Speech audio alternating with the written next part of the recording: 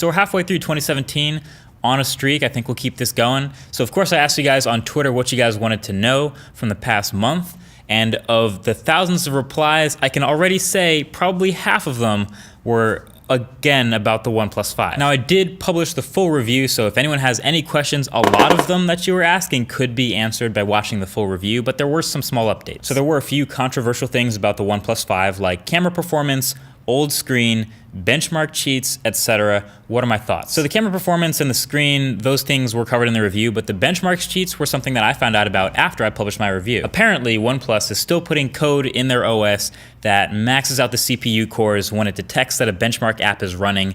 That is dumb. They clearly shouldn't have done that. I didn't use any benchmarks in my review, but people who did kind of got hit for that. My bottom line there is, yeah, it's dumb. They shouldn't have done it, and they should have stopped doing it a long time ago.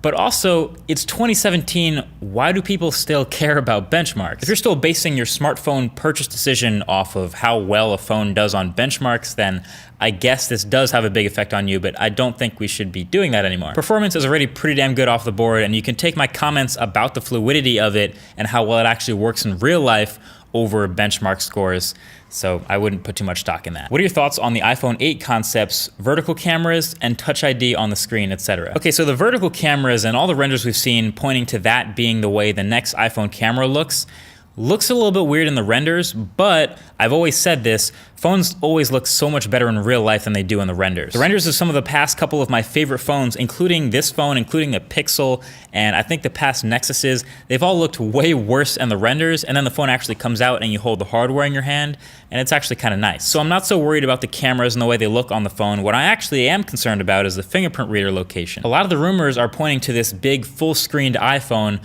with a fingerprint sensor under the display, and I want that to be true so bad, but I've also never seen that implemented anywhere in any product. And I'm not saying that means Apple can't do it. I mean, they've done revolutionary, first of its kind stuff in their products before, but I've just never seen a display with a fingerprint reader underneath it, under the glass, ever. So my fingers are crossed that Apple can do this and do it well the first time around, but I'm also not super optimistic, and I wouldn't be surprised to see a fingerprint reader around the back or up at the front again of the next iPhone. What do you think about the upcoming Note FE? This is actually a really weird thing to me. Samsung is going to be selling refurbished Galaxy Note 7s before the Note 8 comes out as the Note FE.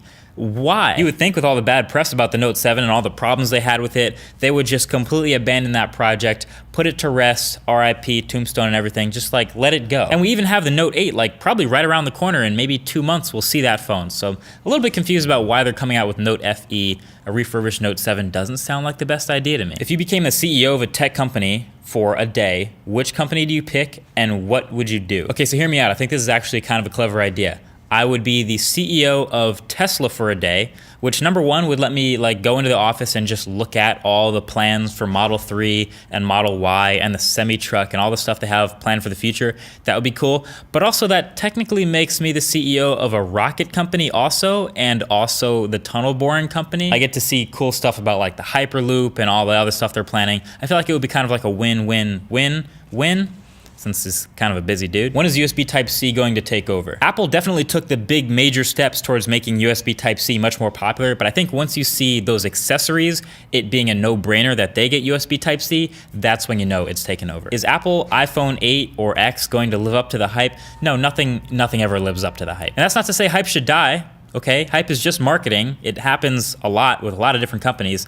I'm just saying, nothing ever actually lives up to that hype. Why don't you do vlogs? I'd love to watch MKBHD vlogs. Okay, so the honest answer to that is, I've actually thought about this question in the past, and the answer is time. So the thing about making vlogs in addition to all the stuff I already make is it means I also then have to edit all that stuff in addition to what I'm already editing, which means it would take more time. And vlogs can be really cool. I've seen some really great ones, obviously, but I think if I were to do vlogs, most of them would end up just being behind the scenes of the main videos that you guys watch. So I think if you want to see that kind of stuff, you should follow me on Twitter, first of all, but also Snapchat and Instagram. I think that's a definitely more time-efficient way of sharing that stuff with you guys. Trust me, I've thought about vlogging. It's just there's only 24 hours in a day, you know? Next question is, why were you in France with Casey Neistat? Oh, speaking of vloggers, so if you saw Casey's latest video, the summer movie thing, if you saw the end of it, then of course you know it was shot entirely on Galaxy S8s.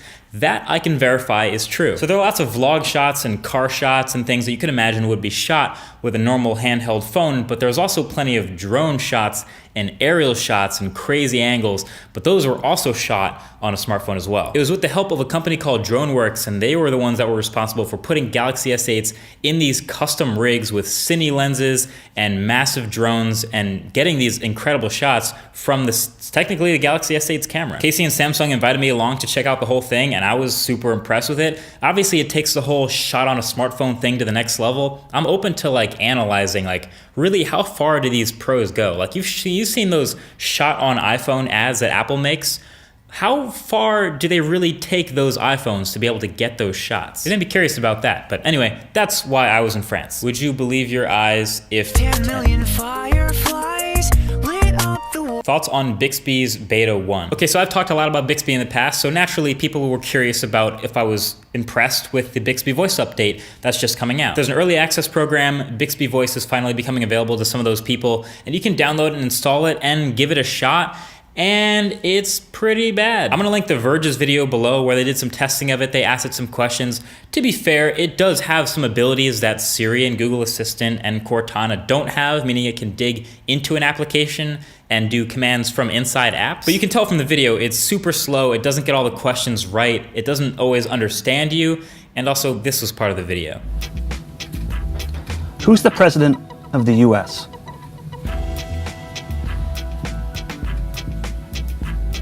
It's 59 with lots of sunshine today. Well, couldn't have gotten that much wrong. So long story short, Bixby has a long way to go. Surprise, surprise. Good luck, Samsung. Tesla versus Faraday Future. Okay, so anytime you compare a Tesla with anything else like Faraday Future or Lucid Air or any of the companies that don't even really exist yet or are selling electric cars, I've always said, even if you make a car that's incredible, every bit as good as the Tesla, even better in every single way, it's still not really gonna sell well. Because Tesla already has the mind share and already has the sex appeal that these cars don't have yet, just in the way people think about car brands. And then they also have the infrastructure. They already have the supercharging network. They make it really easy to drive electric cars long distances that those other companies don't have yet. So it's always funny to see an article labeling something as like a Tesla killer.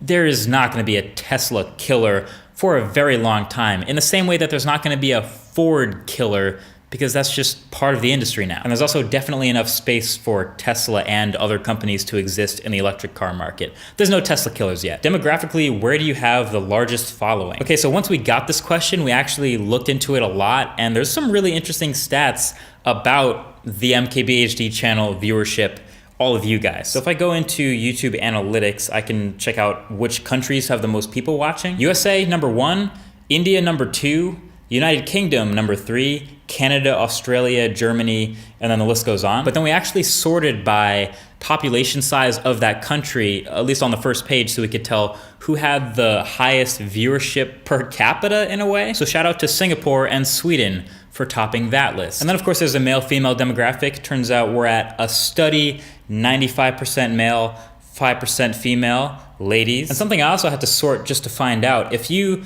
look at all subscribers and unsubscribers from a channel in the lifetime of it, the MKBHD channel, and I'm almost proud of this, in its lifetime has lost almost 1 million subscribers since its inception. We should get a plaque for that. That's kind of impressive. 900,000 plus people have decided, you know what, that's enough. I don't want to say anymore. But also that means that the 4.7 million subscribers the channel has now is just the people who have stuck around. There's also a couple 100,000 more who subscribed and unsubscribed. It's weird. I'd be curious if that's a common ratio or number for YouTubers in tech or even in other genres, or if that's even weird to talk about that. I don't know. But either way, I'm gonna end it there. Thanks for all your questions. I hope this was a fun Q&A, and hopefully you enjoyed seeing a little bit of a different part of the studio. This is Studio B. But we're gonna be right back on it with tech videos very shortly, because there's a lot of stuff coming out and a lot of stuff you guys have to see. Thank you for watching, and I'll talk to you guys in the next one. Peace.